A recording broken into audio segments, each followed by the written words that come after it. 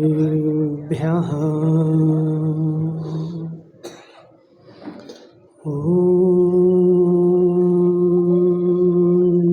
नमः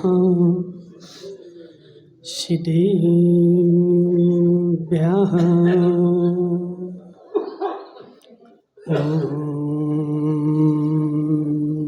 नमः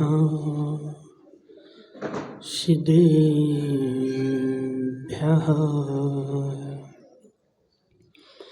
तज्जयति परं ज्योति समं समस्तैरनन्तपर्याय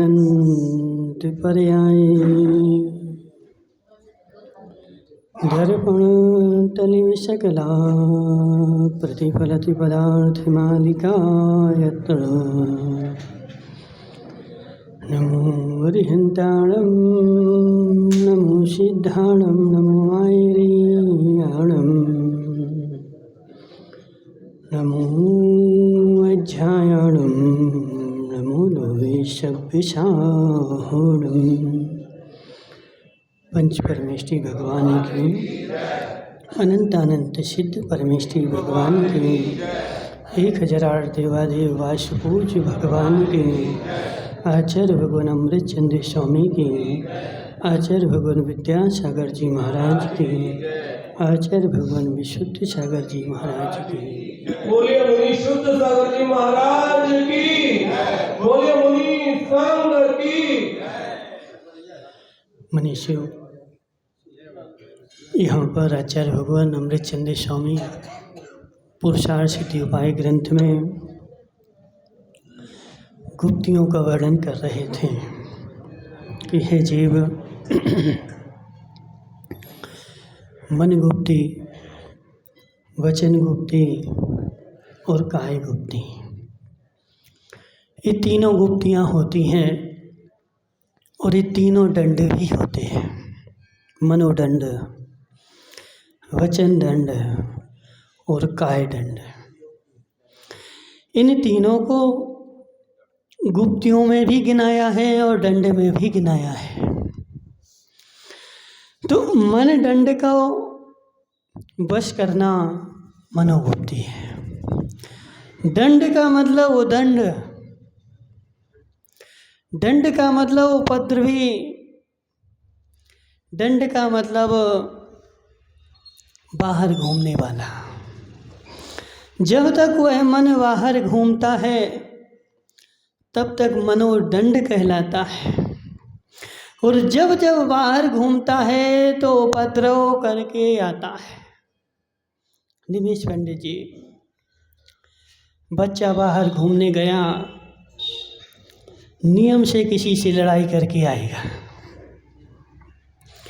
तो लड़ाई करके आया इसलिए वह दंड है। उसने उपद्रव किया तो कर्म का बंध किया, और उसी बच्चे को हमने शांति से घर में बैठा दिया कि अब तू यहाँ बैठ, बाहर जाता है उपद्रव करता है।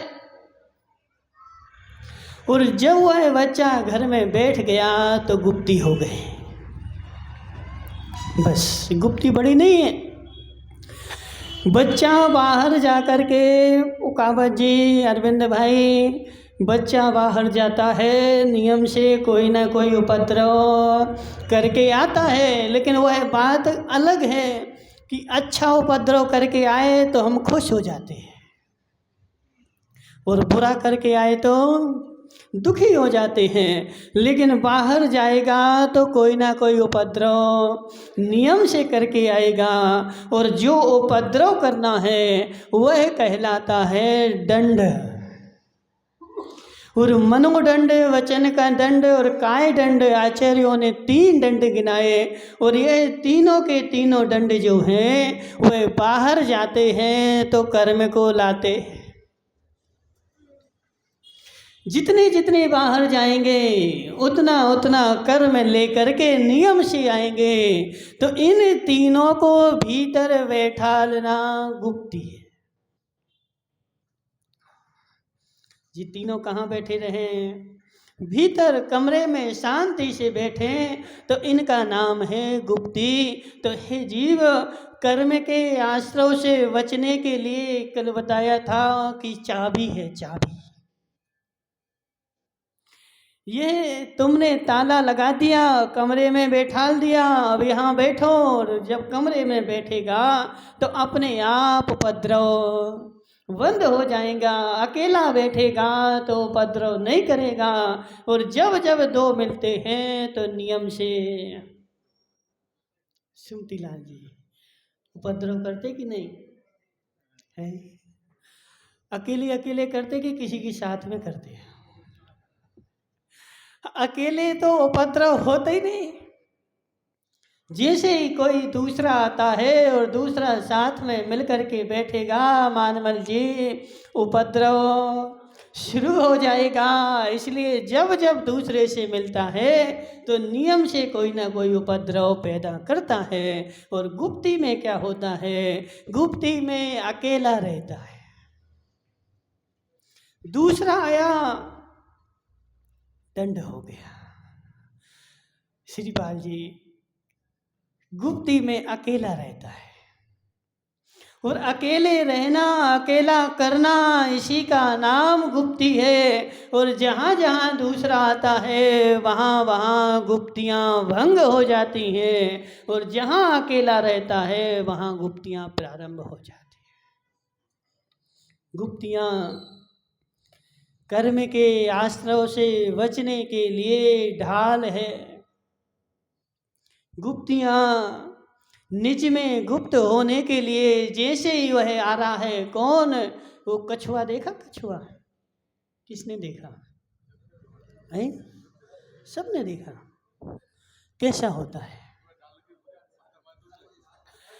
पत्थर की पीठ, कछुए की पीठ इतनी मजबूत है, उसके ऊपर तू पत्थर भी मारेगा उसको लगती नहीं है। लेकिन पीठ तो मजबूत है, लेकिन अन्य चीजें तो कमजोर है।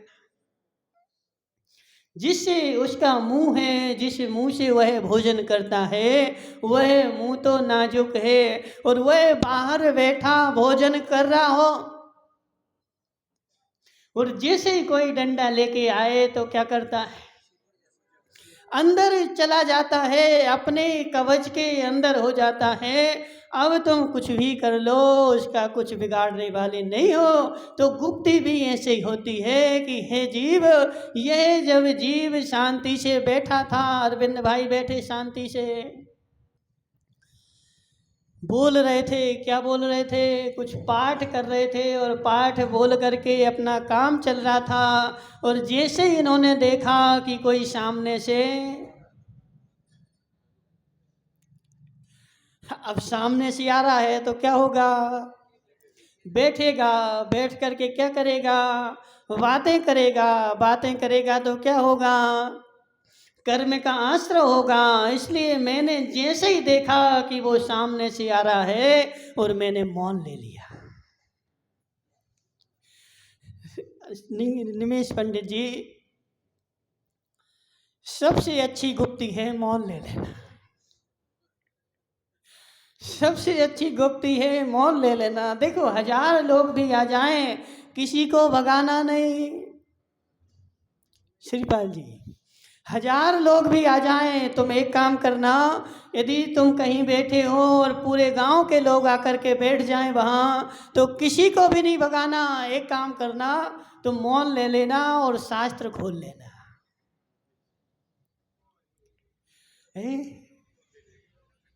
मौन ले, बोलना नहीं उसे, मौन लेना और शास्त्र पढ़ने लगना। वह बेचारा अपने आप भाग जाएंगे, सब भाग जाएंगे, एक नहीं बैठेगा,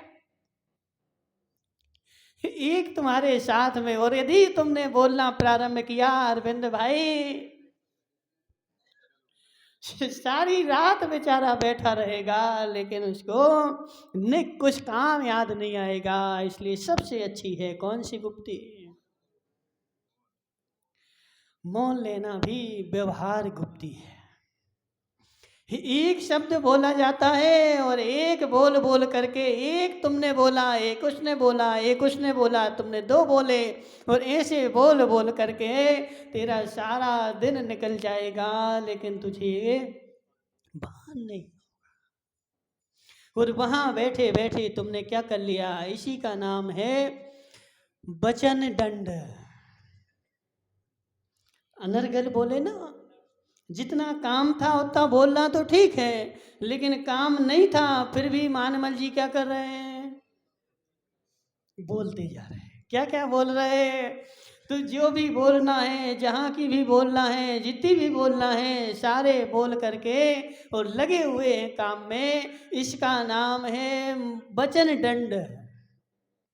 और यह वचन दंड, देखो बोलते ना महाराज मैं तो शांति से बैठा, मैं तो कुछ कर ही नहीं रहा। हे जीव, कैसे नहीं कर रहा कुछ, उससे बातें कर रहा ना।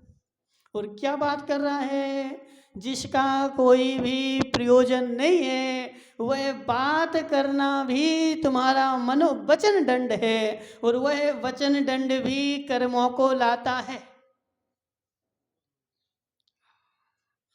मानमल जी, तुमने किसी से बात कर ली, और बात करके क्यों करी बात, क्योंकि उसका कोई प्रयोजन नहीं था, और बिना प्रयोजन की बात कर ली, तो यह भी तुम्हारा क्या है,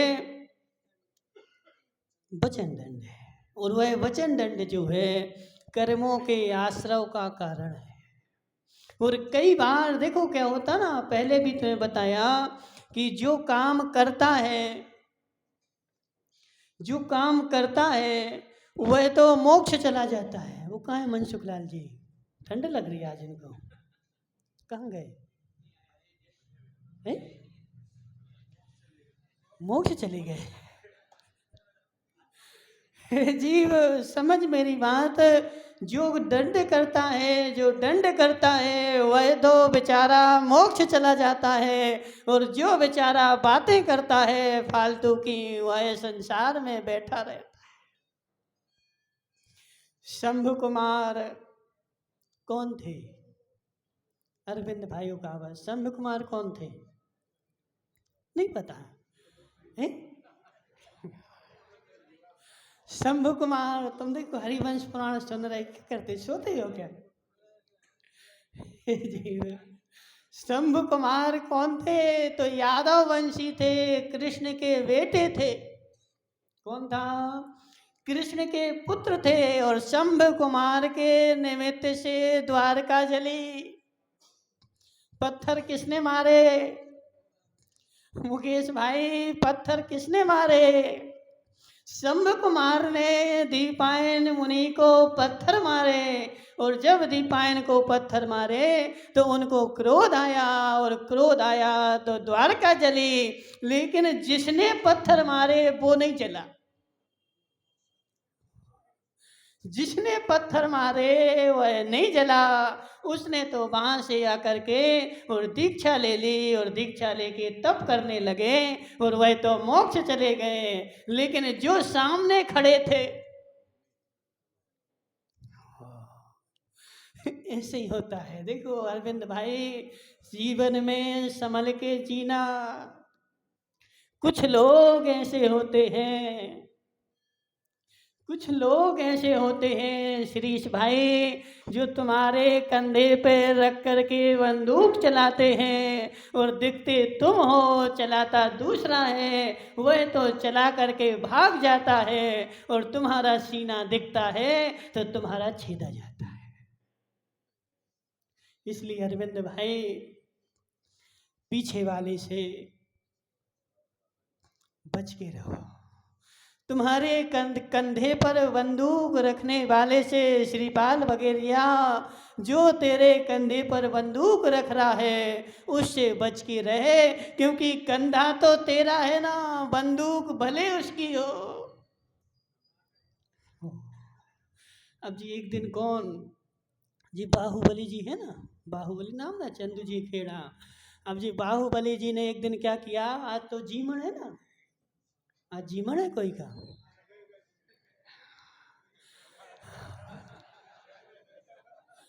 कल वो चर्चा चल रही थी, बोली आज से जीवन शुरू हो गए। हे बाहुबली, जीमने जाओगे? जीमने जाओगे? हाँ ना तो बोलो, जाओगे? हे जीव, जीमने तो जाना, जीमने तो जाना, लेकिन ध्यान रखना, सामान भले उसका हो लेकिन पेट तो, सामान उसका है लेकिन पेट तो मेरा है। ज्यादा भर लेगा तो लोटा लेके किसको बैठना पड़ेगा? जीवन वाले को। जो पेट भरेगा ना, लोटा लेके दिन भर वही बैठेगा। इसलिए जब जी में तो ध्यान रखना, सामान उसका हो सकता है, फ्री का हो सकता है, लेकिन पेट तो मेरा है और दंड भी मुझे ही उठाना पड़ेगा। इसलिए शिरीष भाई, तुम्हारे कंधे पे कोई बंदूक रखे, क्या करोगे? जीव, तेरे कंधे पर बंदूक रखी तो तू बंदूक तो चला नहीं रहा है, चलाने वाला तेरे पीछे है और मारने घलने वाला भी सामने है, लेकिन सामने वाले को छीना किसका देखेगा? पीछे वाला तो देखो चला जाएगा, पीछे वाला बंदूक चला के और चला जाएगा, खड़ा कौन रहेगा? तो जी सुरेंद्र बघेरिया वहाँ पे खड़ा मिलेगा। तो हे जीव, समझ मेरी बात। एक वो कहावत आती है, एक उल्लू था और एक हंस था, ठीक है ना? तो उल्लू की और हंस की मित्रता हो गई, और जैसे ही दोनों की मित्रता हुई, दोनों ऊपर मकान पे बैठे थे। अब उल्लू का दिखना, उल्लू का बोलना अशुभ माना जाता है। वह उल्लू बार बार उस मकान मालिक को देख करके और बार बार बोलता और अंदर घुस जाता। कौन? उल्लू बार बार उसको बोलता और बोल करके अंदर चला जाता, और हंस जो था वो तो शांति से बैठा था, उसको पता ही नहीं था। समस्या क्या है? अब उसने 2-4 बार बोला तो मकान मालिक को गुस्सा आ गई। जी उल्लू यहाँ बैठा है, बार बार अशगुन कर रहा है, अशुभ होता है। उसने उठाया एक पत्थर और दे मारा, लेकिन उल्लू तो बेचारा उड़ गया। हंस वहाँ बैठा था, वह फंस गया। तो हे जीव, समझ मेरी बात, सामने जो दिखता है वही फंसता है। मैंने कुछ भी नहीं किया। हितेश भाई, क्या नहीं किया तुमने? हमने कुछ भी नहीं किया, हम तो शांति से बैठे थे। तो तू शांति से क्यों बैठा था? बैठने की भी जगह होती है, किसके साथ बैठना है, कौन मेरा हितैषी है, कौन मेरा शत्रु है। उसके साथ यदि शत्रु के साथ भी बैठेगा तो तेरा हानि नियम से होगी। इसलिए हे जीव, समझ मेरी बात, जितने उपद्रवी थे सब मोक्ष चले गए। संसार में कौन बचा है? संसार में कौन बचा है? संदीप तलाटी, संसार में कौन बचा है? जितने बेचारे सीधे साधे थे वो सब संसार में है, जितने उपद्रवी थे सब मोक्ष चले गए। शंभ कुमार ने पत्थर मारे मुनिराज को और द्वारका जलवा दी, और वह जो थे वो मोक्ष चले गए। संसार में वो ही बचते हैं। कौन? कौन? नहीं, मनसुख लाल जी, समझ में आ रहा है क्या? हे जीव, हे जीव, जितने उपद्रवी थे वो सब मोक्ष चले गए, और जितने सीधे साधे थे वो सब संसार में घूम रहे। क्योंकि उपद्रवी ने दूसरे के कंधे पर रख करके बंदूक चलाई थी, और वो तो दिखा ही नहीं था, फंसा कौन गया था? तो सामने जो दिख रहा था वह फंस गया। शंभ कुमार मोक्ष चले गए, अंजन चोर मोक्ष चले गए। शंभ कुमार भी मोक्ष गए, शंभ कुमार मोक्ष गए, राम भी मोक्ष चले गए, हनुमान भी मोक्ष गए, पांडव भी मोक्ष गए। पांडवों ने युद्ध किया, कितने मारे हैं? अरविंद भाई, तुमने कौन सा युद्ध लड़ा? कोई युद्ध लड़ा होगा ना? एक भी नहीं लड़ा। जीव समझ मेरी बात। उन पांडवों ने दुर्योधन से युद्ध लड़ा और वह महायुद्ध में भाग लिया। एक नहीं, हजारों लाखों लोगों को मारा। कितने को? लाखों लोगों को मारा। और लाखों लोगों को मारने के बाद वह पांडव तो मोक्ष चले गए और शंभ कुमार मोक्ष चले गए। और सारे जीवन भर अंजन चोर ने क्या किया? श्रीपाल जी, तुमने कितनी जगह चोरी करी? कहीं नहीं करी। वो अंजन चोर ने तो कितनी बार चोरी करी? अंजन लगा लगा के क्या किया? सब जगह चोरी करी। और अंजन चोर सारे जीवन भर चोरी करता रहा। और लास्ट समय में बेचारा मोक्ष चले गए अंजन चोर। और श्रीपाल जी ने कोई की चोरी नहीं करी। हे जीव, मोक्ष जाना है तो चोरी करनी पड़ेगी। मोक्ष जाना है तो चोरी करना सीख जा। और नहीं सीखेगा तो मोक्ष होने वाला नहीं है। क्योंकि जितने भी मोक्ष गए वो सब उपद्रवी थे। सीधे साधों का मोक्ष नहीं होता। मानवल जी बोलो ना, सीधे साधों का मोक्ष नहीं होता। क्यों? क्योंकि संसार तुझे जीने नहीं देगी। और तू जी नहीं पाएगा तो मोक्ष के काम करेगा कैसे?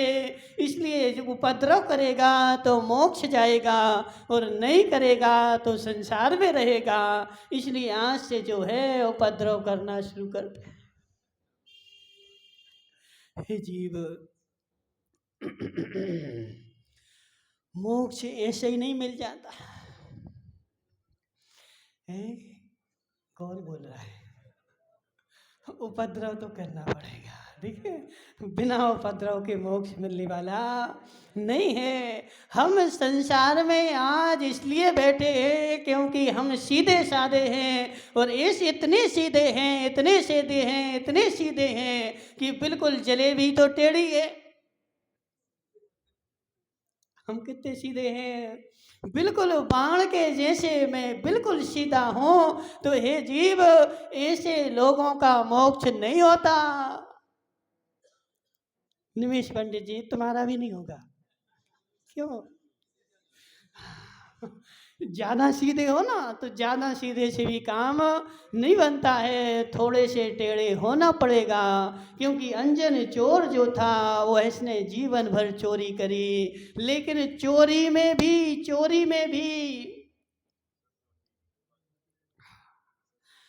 कट्टर था, श्रद्धान था, पक्का था, विश्वास था। लेकिन हम ऐसे सेठ हैं कि जीवन भर तो हमने धर्म किया लेकिन विश्वास। हे जीव, जो दूसरे के घर में चोरी करने जाता है, वस्तुपाल जी अभी बता रहे थे, वहां चोरी हो गई। कहाँ? तलवाड़ा में। अब हे जीव देख जरा, वह चोर तेरे मंदिर में आया और मंदिर में आकर के घुस गया। उसका हृदय कितना पक्का होगा? उसका विश्वास कितना पक्का होगा? उसकी दृढ़ता कितनी पक्की होगी? और हमारा विश्वास नहीं है। वह जिन दत्त सेठ जो विद्या सिद्ध कर रहा था ना, क्या नाम था उसका? जिन दत्त नाम था, ऐसे कुछ होगा तो ठीक है ना। वह जिन दत्त सेठ, उसने दूसरे से उपदेश ले लिया कि इस विद्या सिद्ध करने का ऐसा नियम है, 108 सीके बनाओ और उस पे बैठ जाओ, एक बार नमोकार मंत्र कर बोलो और एक एक को काट दो। और बेचारा बार बार बैठा है, बना लिया, सब कुछ कर लिया, लेकिन बैठे बैठे नीचे देख रहा है कि शस्त्र रखे हैं और एक एक को काटता है, नीचे देखता है, फिर देखता है, लेकिन उसको विश्वास नहीं होता।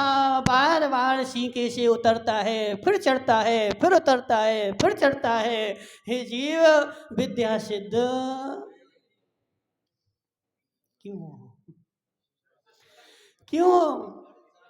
हे जीव, वह सेठ के जैसे हम भी तो नहीं है, ऐसे ही है, ऐसे ही है। क्यों? क्योंकि डर बैठा ना। अब जो चोर तुम्हारे मंदिर में घुस रहा है, उसके अंदर की निडरता देखो, उसके अंदर का विश्वास देखो, उसके अंदर की दृढ़ता देखो, कितना दृढ़ होगा। वही काम करने के लिए आगे बढ़ता है और सबसे पहले उसका मन दृढ़ होता है, मैं ऐसा करके ही रहूंगा। और हमें तो क्या होता है, अपने घर में जाने से ही डर लगता है। हे जीव, चोरों को मोक्ष क्यों हो गया? मानमल जी, चोरों को मोक्ष क्यों हो गया? और आज तक संसार में हम क्यों बैठे रहे? क्योंकि हमारे अंदर में दृढ़ता नहीं है, कट्टरता नहीं है, विश्वास नहीं है, श्रद्धा नहीं है। भगवान की पूजा भी करते हैं, लेकिन श्रद्धा करते हैं, क्यों करते हैं? श्रीपाल वगैरह बोलो। हमारा सब लोग कर रहे तो हम भी कर लेते हैं, कुछ इनको मिलेगा तो कुछ मिल ही जाएगा, ज्यादा नहीं तो लग तो भी नहीं रहा है ना कुछ, तो एक परंपरा मेरी पूरी हो जाएगी। और एक परंपरा पूरी होने से ज्यादा नहीं मिलेगा तो कुछ तो मिल ही जाएगा। जीव, अभी विश्वास नहीं है, अभी तेरा श्रद्धान नहीं है, इसलिए तू यहीं रह गया। तो जो बीच के लोग होते हैं, देखो मनसुख लाल जी, मोक्ष किसको होता है? संसार में किसकी पूंछ होती है? या तो नीचे वाला हो या ऊपर वाला। देखो अभी यदि अरविंद भाई को गाड़ी भरवाना हो तो पल्लेदार के पीछे पीछे घूमना पड़, 4 बार फोन लगाना पड़ेगा, आज काम है आ जाओ, आज काम है, हाँ आ रहे हैं आ रहे हैं। और जो ऊंचा बड़ा आदमी होगा उसको भी 4 बार फोन लगाना पड़ेगा। लेकिन जो बीच का है, अभी इन भानु भाई से पूछो ना, वहां से फोन आ जाए, क्या दुकान पे ग्राहक आ गया है, क्या करोगे? तुरंत तुरंत दौड़ेगा, तुरंत भागेगा। क्यों? क्योंकि हम बीच के, तो बीच वाले का मोक्ष नहीं होता है। किसका होता है? या तो नीचे हो या ऊपर हो, बीच में लटकता रहेगा तो मोक्ष होने वाला नहीं है। इसलिए हे जीव, समझ मेरी बात, जितने चोर थे सब मोक्ष चले गए, और जितने सेठ थे वो सब संसार में बैठे हुए हैं। उस मोक्ष चोर के पास इतना विश्वास था, इतना दृढ़ता थी कि जितनी दृढ़ता के साथ करना क्या है, बस बदल नहीं तो है। श्रीपाल जी, तुम्हारे पास 10 ट्रक हैं, 10 ट्रक में कोयला भरते हो, और कल यदि तुम्हें सोने का काम मिल जाए तो करना क्या है? उस ट्रक को बदल नहीं तो है। जिस ट्रक में कोयला भरता था उसमें मैं सोना भर दूंगा और लोडिंग करके ले जाऊंगा। तो ऐसे है जीव, जिस श्रद्धा के साथ चोरी करता था, उसी श्रद्धा के साथ, मजबूती के साथ वो धर्म कर रहा है। तो श्रद्धा तो उसके पास दृढ़ता थी, लेकिन बीच वाले व्यक्ति के पास, बेचारे के पास दृढ़ता नहीं। ना इधर का है ना उधर का है, बीच का है तो बीच में लटक रहा है, इसलिए उसका मोक्ष नहीं हो रहा है। वह जिन दत्त सेठ बार बार झूले पर बैठ रहा था, बार बार बैठ रहा था, बार बार उतर रहा था, उसको ऐसा लगता था कि यदि सिद्धिया विद्या सिद्ध नहीं हुई तो मेरे तो प्राण चले जाएंगे। तो ऐसी जिसके पास श्रद्धा होती है वो कुछ कर नहीं पाता। क्यों? मानमल जी कुछ हो गया तो एक जो तो रहता ना, तो किंतु परंतु, व्यक्ति देखो शुरू होता ना, शुरू होने के पहले ही खत्म हो जाता है। क्यों? क्योंकि तो आ जाता है, किंतु आ जाता है, यदि नहीं हुआ तो जीव उस अंजन चोर के पास तो नहीं था, चोरी करके आया था। कहाँ से? राजा के महल से चोरी करके आया था और मरने वाला था। सैनिक पीछे पड़े हुए थे और बीच में वह सेठ मिल गया, विद्या सिद्ध कर रहा था, और उसने सेठ को नीचे उतारा और वह स्वयं बैठ गया और स्वयं बैठ करके एक साथ सारी रस्सियां काट दी। एक एक नहीं, कितनी? एक साथ सारी रस्सियां काटी और एक साथ जैसी काटी तो वहां तुरंत आकर के विद्या ने उसको पकड़ लिया। उसके मन में क्या था? मन में क्या था? सेठ के वचन जो है वह प्रमाण है। मुझे जो है कुछ भी नहीं आता, कुछ भी नहीं पता, लेकिन सेठ ने जो बोला है, सेठ असत्य नहीं बोलता। सेठ जब भी बोलता है सत्य बोलता है, और सेठ ने बोला है तो नियम से सत्य है। लेकिन हम तो सेठ बने, हम चोर बन जाएं तो मोक्ष हो जाए क्या? चोर बन जाए पिंटू भाई तो मोक्ष हो जाए, लेकिन जब तक तुम सेठ बनेगा तब तक मोक्ष नहीं होगा। क्योंकि चोर की दृढ़ता इतनी पक्की है कि उसने एक बार में 108 रस्सियों को कट कर दिया, लेकिन आज तक मैं तो एक भी नहीं कर पाया। एक आधी कर दी होती तो फिर भी हमारा पुरुषार्थ जारी था, लेकिन एक भी नहीं कर पाया। इसलिए कर्म का बंध मेरा निरंतर जारी है, और कर्म के बंध निरंतर जारी होने के कारण यह गुप्तियां मुझे आज तक मिली नहीं। 3 में से एक भी आ जाए, कितनी? निश्चय नहीं आए तो व्यवहार ही आ जाए। निश्चय गुप्ती तो बहुत बात की बात है, पहले व्यवहार गुप्ती आ जाए, और व्यवहार गुप्ती में मात्र सबसे पहला है वचन गुप्ती में करना क्या है? जहां मेरा प्रयोजन ना हो वहां नहीं बोलना है, जहां मेरा प्रयोजन हो वहां बोलना है, और जितना प्रयोजन हो उतना बोलना है। और बिना बोले कई बार देखो मनुष्य, क्या नाम अरविंद भाई, कई बार ऐसे विवाद हो जाते हैं, कहीं से कोई लेन देन नहीं था, मैं विवाद में था ही नहीं, वहां जाके खड़ा हुआ और फालतू की ऐसी बात प्रारंभ हुई। मानमल जी और रुकावत जी बैठे थे, दोनों के दोनों। तो बैठे बैठे क्या हो रहा था, चर्चा चल रही थी, और चर्चा चलते चलते अरविंद भाई ने बोला कि मानमल जी आज हम एक भैंस खरीदेंगे। तो मानमल बोले तुम्हारे यहाँ भैंस खरीदोगे तो चराओगे कहाँ? खेत तो तुम्हारे यहाँ है नहीं, तो हम मानमल के खेत में चराएंगे। क्या हो रहा है? चर्चा चल, भैंस नहीं है, भैंस नहीं है, खेत भी नहीं है, कुछ भी नहीं है, मात्र बैठे बैठे क्या हो रहा है, चर्चा चल रही है। अरविंद भाई ने बोला मानमल जी अब देखो शांति से 2 जने बैठेंगे,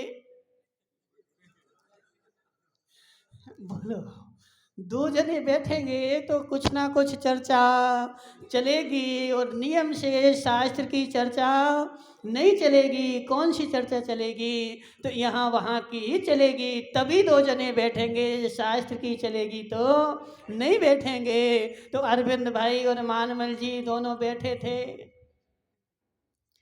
चर्चा प्रारंभ हो गई। अरविंद उकावत बोले, महाराज मानमल जी, अब हम एक भैंस खरीदेंगे, बहुत हो गई ये पानी मिला दूध पीते पीते।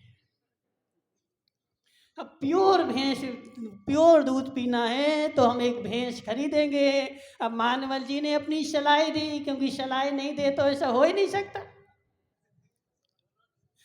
कोई तुझसे कुछ पूछे और तुम उसमें बिल्कुल भी ना हो, लेकिन सलाह दिए बिना चंदन भाई मानेगा नहीं। पता है हमें, क्या हमें पता है कि यह मानने वाला नहीं है, लेकिन सलाह नहीं दें, ऐसा नहीं हो सकता। तो मानमल जी ने सलाह दी और फंस गए। क्या?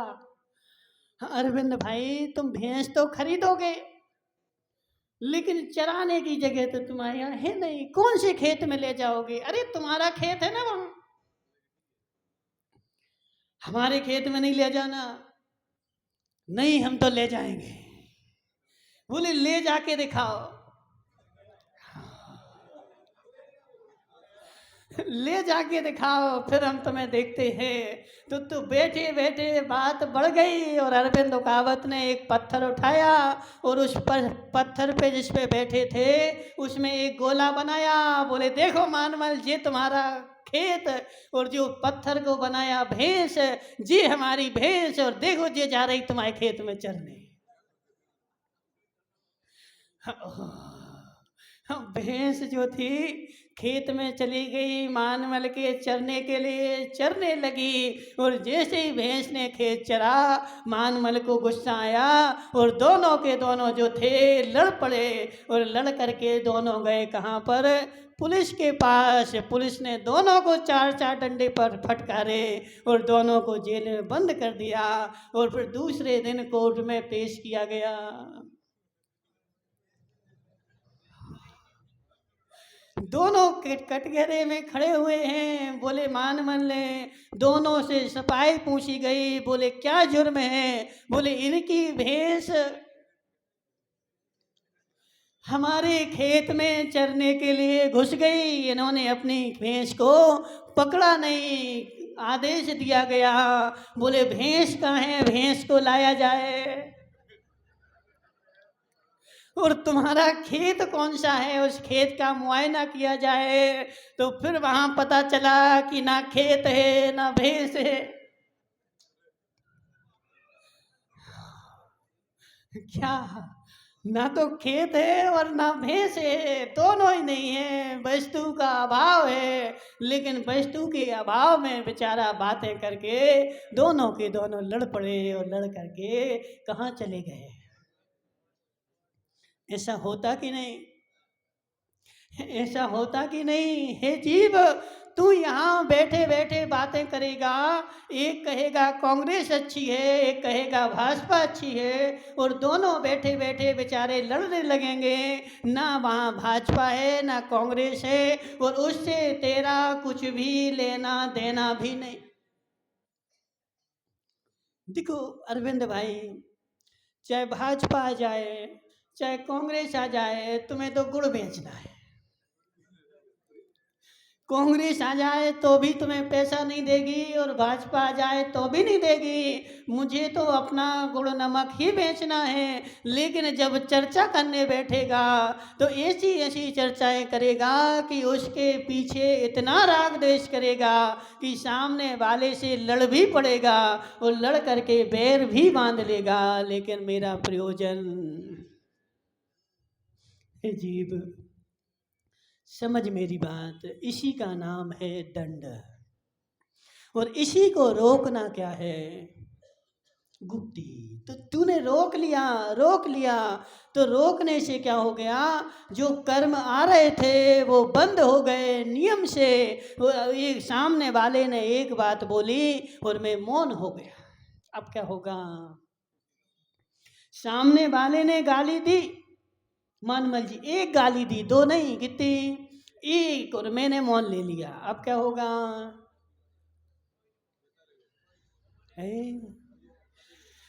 तूने मौन लिया ना, अपने आप शांति हो गई। अब वो दूसरी नहीं देगा। उसने एक दी, तुमने दो दी, उसने चार दी, तुमने आठ दी, और जाकर के बात का बतंगा बन गया। और जिससे तेरा प्रयोजन नहीं था, ऐसी चीज को लेकर के जीव। बस गुप्ती का मतलब इतना ही है। कितना है गुप्ती का मतलब? अपने आप में गुप्त हो जाना। जब शत्रु आता है, जैसे कछुआ ने अपनी इंद्रियों को सकोड़ लिया, और सकोड़ करके शत्रु अपने आप आया खड़ा है, कुछ भी नहीं कर पा रहा है। तो ऐसे जब सामने कर्म आए, सामने उपद्रव आए, मैं अपनी पांचों इंद्रिय और मन के लिए संकोच लेता हूँ, उसमें भागीदारी नहीं लेता हूँ। तो भागीदारी नहीं लेता है तो तेरा कर्म जो है बंधता नहीं, अपने आप जड़ जाता। क्योंकि तेल लगा होगा है, सुमती लाल जी, तेल लगा होगा तो धूल चिपकेगी, और तेल नहीं होगा तो धूल अपने आप झड़ जाएगी। इसलिए संसार में किस आदमी को लोग चिपकते हैं? किसके साथ जाकर के बैठते हैं? निमेश, देखो मनसुख लाल जी बैठे, इनके साथ कितने लोग बैठते हैं? बोलो, बैठता कोई? क्यों? वो कहाँ गए हो श्रीपाल जी? इनके साथ नहीं बैठते, क्यों? जी, मनसुख लाल जी के साथ नहीं बैठते। क्यों नहीं बैठते? क्योंकि यदि उनके साथ बैठोगे तो वो कुछ शास्त्र की बात करेंगे, कुछ स्वाध्याय सुना देंगे, और मुझे वो सुनना नहीं है। तो मैं किसके साथ बैठूंगा? तो सुमती लाल जी के साथ बैठूंगा। क्योंकि मुझे पुरानी खबर नहीं चाहिए। कौन सी खबर चाहिए? आज की ताज़ा खबर। और आज की ताज़ा खबर कहाँ मिलेगी? तो सुमती लाल जी के पास मिलेगी। तो दिन भर की सारी खबरें सुमती लाल जी ने जोड़ ली, और शाम को ले जा कर के सबको सुना दी। और मनसुख लाल जी कौन सी सुनाएंगे? तो वो नेमीनाथ के समय की सुनाएंगे। और मुझे पुरानी खबर नहीं चाहिए। कौन सी खबर चाहिए? आज की ताज़ा खबर। और वो मिलती है कहाँ? सुमती लाल जी कोठारी के पास। तो मैं वहाँ जाके उनके पास बैठता हूँ और रोज की ताज़ी खबर लेता हूँ। हे जीव, क्या करेगा ताज़ी खबर लेके? क्या करेगा ताज़ी खबर लेके? हे जीव, वह खबर जितनी जितनी आएगी तेरी खबर को विस्मृत कर देगी। नई नई खबर आ रही ना, तो पुरानी खबर जो है तू अपनी निज की भूल जाएगा और उस खबर में मस्त हो जाएगा। और जैसे ही खबर में मस्त हुआ, कर्म आकर के बंध गए। और जैसे ही खबर करता है, फिर क्या होता बताओ? जैसे ही खबर करता है फिर क्या होता है? शांति से बैठा था, और शांति से बैठे बैठे कोई ने कुछ भी नहीं बोला, और बाहर से आकर के एक बात आ जाए, अब वह मन में तेरे चलने लगेगी।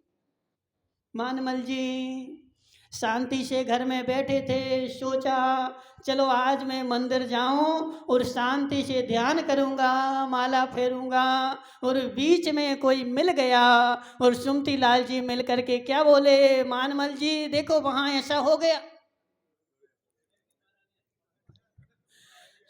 ठीक है ना? बीच में सुमती लाल जी मिल गए और मानमल जी को सुना दिया, देखो वहाँ ऐसी ऐसी घटना घट गई। अब मानमल जी आए, मंदिर में ध्यान कर रहे थे, लेकिन सत्य बताना मानमल जी क्या होगा? क्या होगा? जीव, बैठूंगा ध्यान करूंगा, लेकिन ध्यान लगेगा नहीं। सुमती लाल जी ने जो बोल दिया था वह बात ही घूमेगी। और माताओं के साथ तो ऐसा ही होता है। इसलिए बोलते ना कि माताओं के पास मायाचारी होती है। ये जीव माताओं की बेचारी की जिंदगी ऐसे ही निकल गई। कैसे? मंदिर आए और मंदिर में जो थे वो खबरी लाल बैठे थे। अब बुरा नहीं मानना, अब जो है सो है। मंदिर में कुछ महिलाएं ऐसी होती हैं बेचारी, जिनका काम है, खबरी लाल का काम है। रोज मंदिर आएंगी और सब कुछ संसार की खबर लेके आएंगी और सारे मंदिर में वो खबर फैला देगी और ऐसे फैल जाएगी जैसे वो भोपाल में गैस फैल गई थी। भोपाल में गैस फैली थी ना, पाइप फट गया था तो पूरे भोपाल में, और जिसको गैस लगी वह बेचारा मर गया, प्राण बचा नहीं पाया। ऐसे वह महिला देखो उस गैस से भी बुरी है। कौन है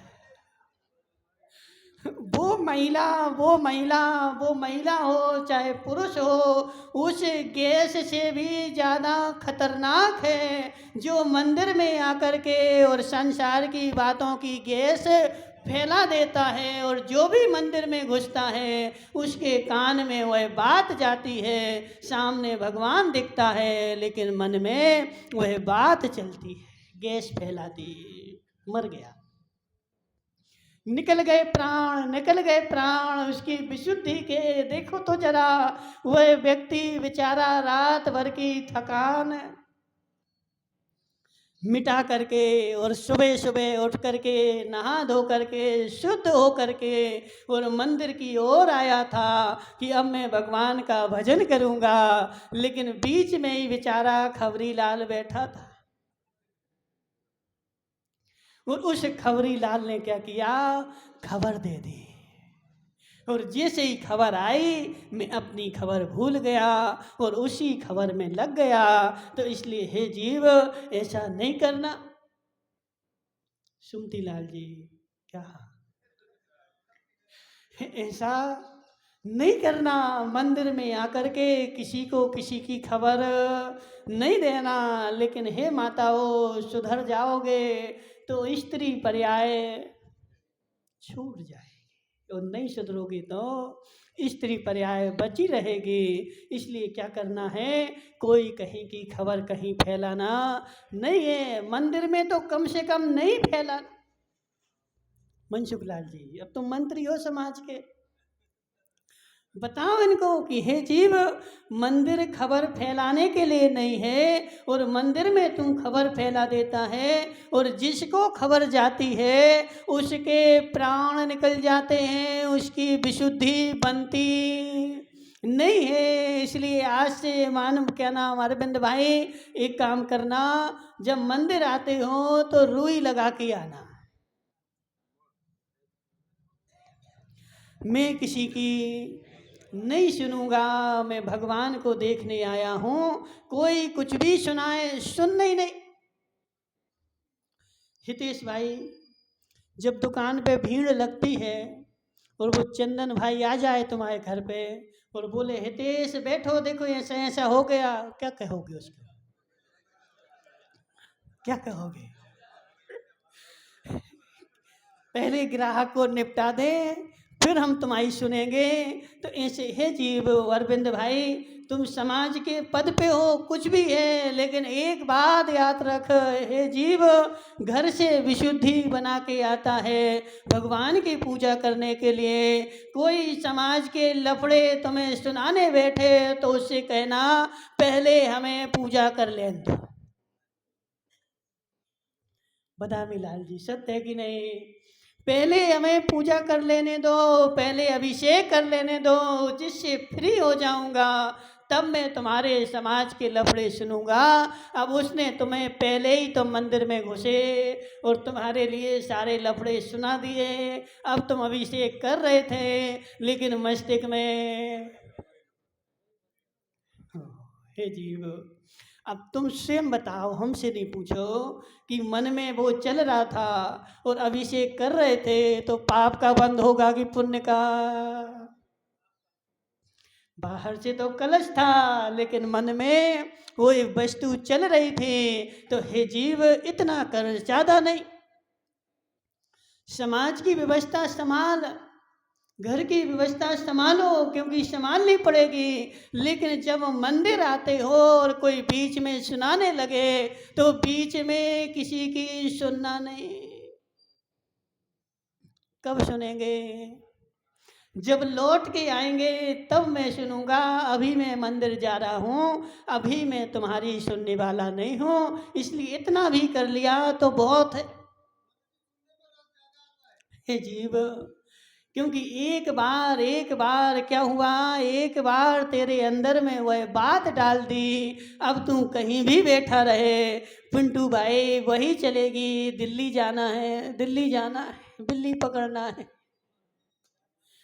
हे जीव, जी सब संसार के जंजाल हैं और इन सारे जंजालों को आचार्य ने दंड बोला है। जी क्या है? दंड है, पुरस्कार नहीं है। पुरस्कार तो वह है जिस काम के लिए जाता हूँ वही काम करूँ। इसलिए मंदिर में आता हूँ काहे के लिए?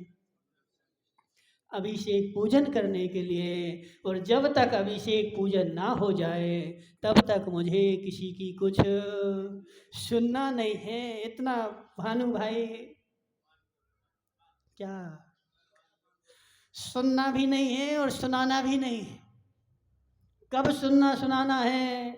जब मेरा काम जिसके लिए आया था वह काम पहले।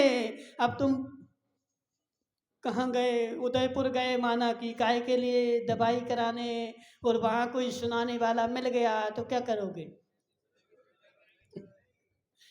हाँ, देखो कितने होशियार है। बोले महाराज पहले दवाई के लिए आए ना, तो पहले दवाई करवा ले, फिर हम तुम्हारी सुनेंगे। पहले उसके पास जा कर के नहीं बैठेंगे। तो ऐसे है जीव, यहाँ भगवान के पास आता है तो पहले दवाई करा ले, पहले अभिषेक पूजन कर ले, फिर सारे संसार की सुनूंगा। और पहले सुन लूँगा तो मुझे घाटा लग जाएगा। इसलिए हे जीव, अपने इन 3 वचन गुप्ती, मन गुप्ती और काय गुप्ती, यह गुप्तियाँ जो होती हैं यह कर्म से लड़ने का शस्त्र है। और जितना जितना बचेगा उतना कर्म कम बंधेगा, और जितना लीन होगा उतना कर्म बंधेगा। बोले शांतिनाथ भगवान की।